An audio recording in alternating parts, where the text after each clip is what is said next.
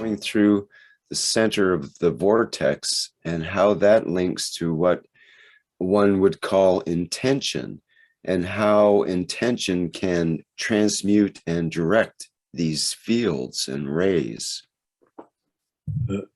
Sorry about that. What vortex are we talking about?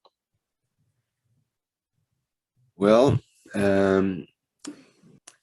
I guess that in some schools of thought, there's everything's the energies or the plasmas have a vortex or a squeezing point, you could say, or sometimes people might say the 0 point would be at that center. Yeah, but you can get an exit of the field, so you call that a vortex. Mm-hmm. Something has to happen. If it's not the matter, it's energy. You're squeezing matter together when you create a vortex. You're creating a circular motion which leads to absorption and release of energy in compacting. If you do it in a bath and you take the plug out, you see the energy forces the material out. If you are in a closed environment, the energy has to be released in one direction and absorbed in the other. So what you expect and what you want to do, we do that a lot in space technology. We create vortexes, especially in defense technology. The knowledge in that dimension is in a matter state, we call it laser, monoenergetic. In a plasma condition, if you create it, it's a plasma field. This is one of the ways you can project high speed plasma, and it elevates its strength to go up. In a future teaching, we'll teach this one, but it's compression to reach 0 point energy, or to the hydrogen energy, we call it. And usually the field strength of the matter is very much different than the field strength of the plasma. If you create, it's a very in-depth knowledge, and it is part of what you like to call a wormhole.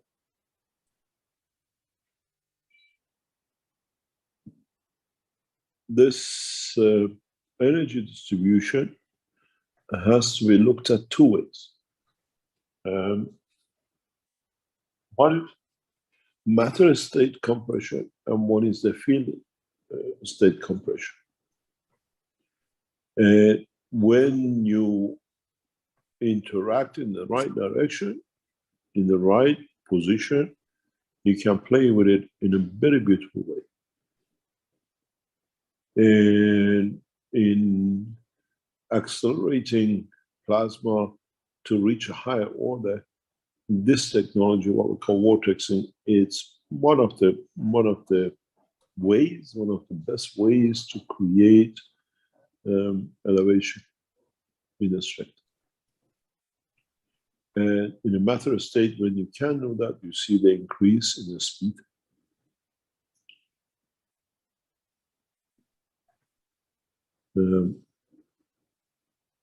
I've done a lot of work on this compression vortex of the fields and the plasma and matter state. And it has a huge applications. Sorry about that, I have to answer this question one second.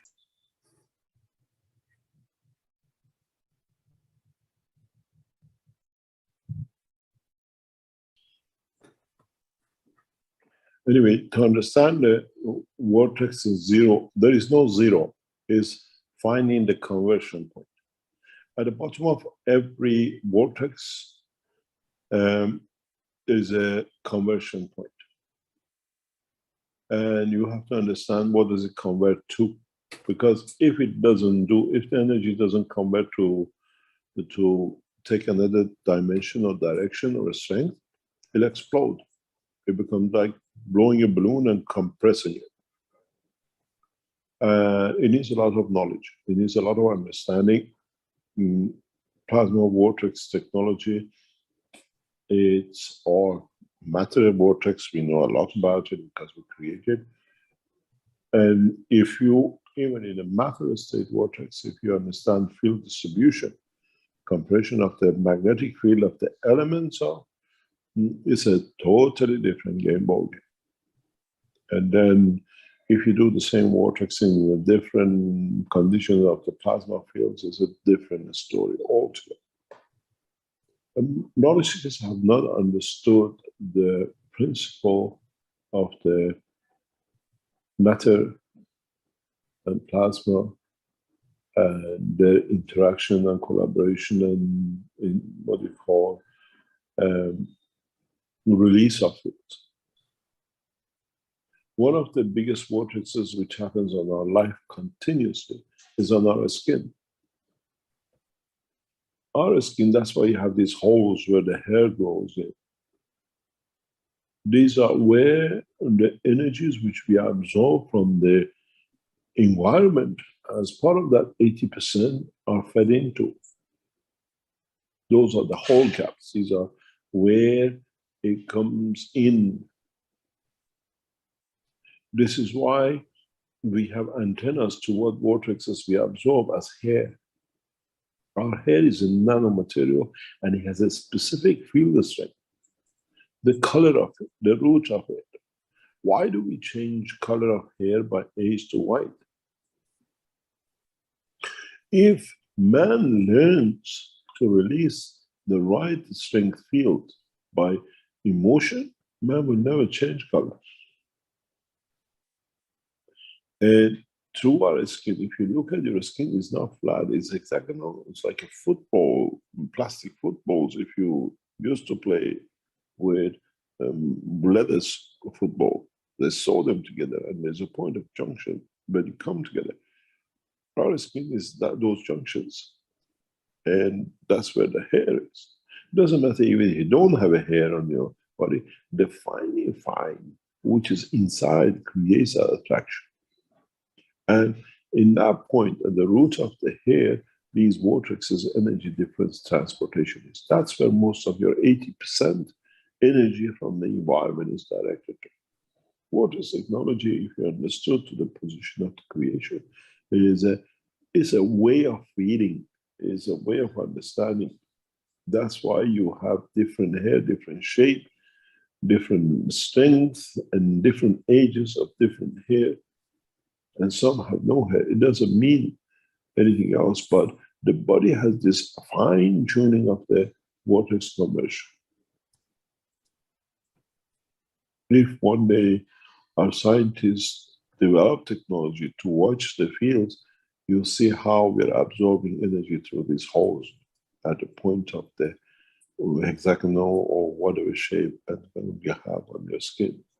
Those gaps are where it should, like a, you know, you create a slope in a tent to get rid of the water when it rains on it.